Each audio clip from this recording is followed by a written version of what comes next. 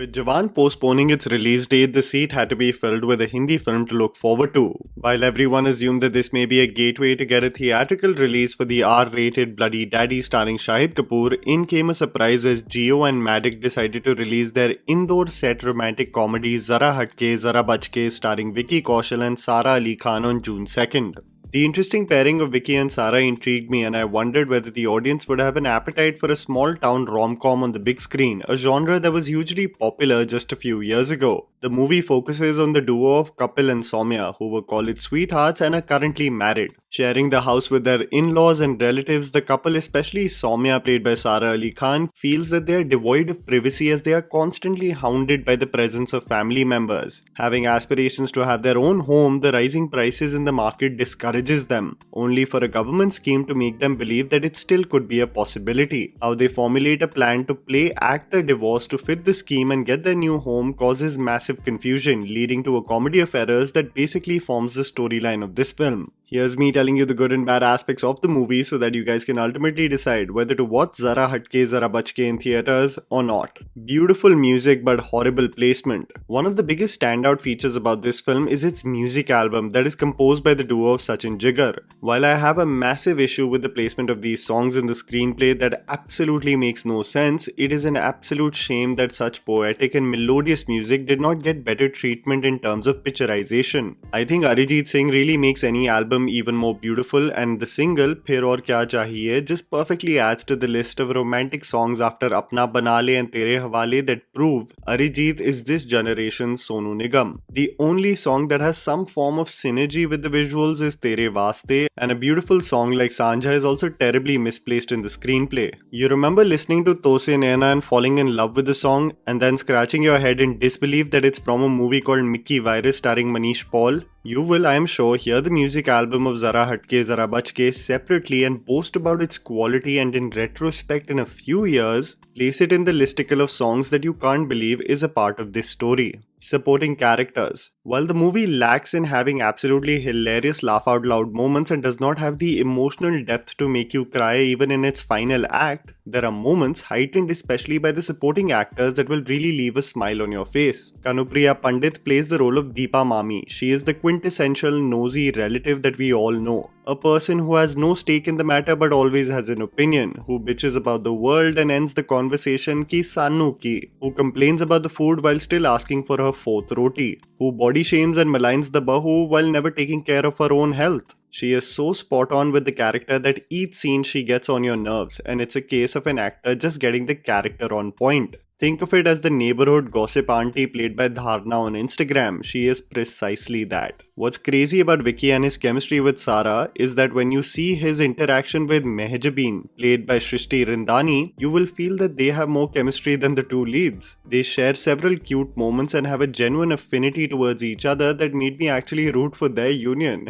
Absolutely an opposite direction to the intention of the creators. There is also a male teacher who constantly hits on Soumya, a quintessential performative male feminist type who lacks any form of confidence that does generate some laughs.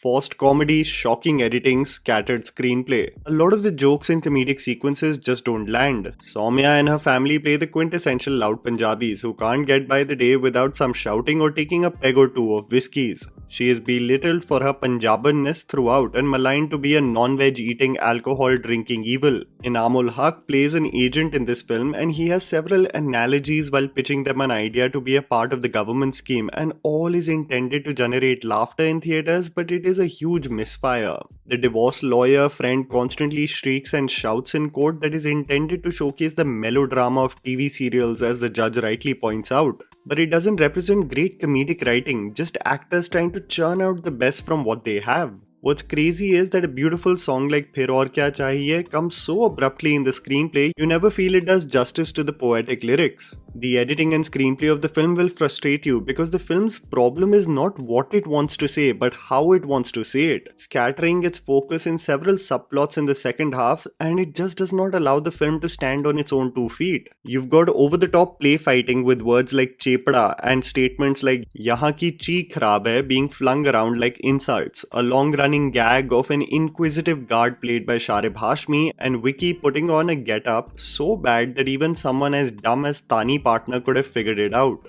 Its scattered approach really lets the film down, and what could have been largely entertaining and emotionally engaging becomes an average fare at the movies. But what is the real problem? Difference in acting range. What I've realized seeing Vicky Kaushal even in a film as mid as this is that he has an ability to make even the cheesiest dialogues come across as poetry.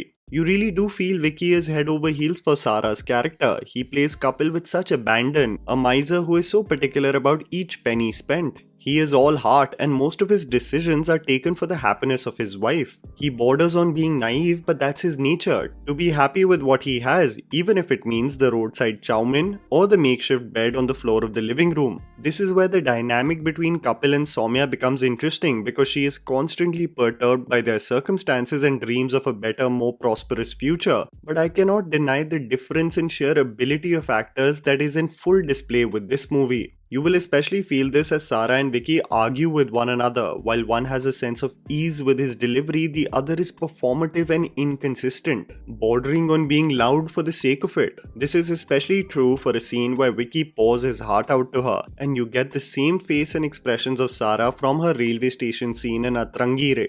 Nothing beats, however, filling her mouth with 5 stars in an emotional moment during a song that made me chuckle more than emotional. The problem with the film that doesn't soar above being a one-time casual watch is that it doesn't tell it with conviction. It's neither a situational comedy done right, nor is it a romantic drama that will emotionally engage you. It's stuck somewhere in the middle, focusing on the importance of loved ones that surround us only fleetingly, and only having the depth of becoming a long advertisement of 5-star instead. And that was the video, guys.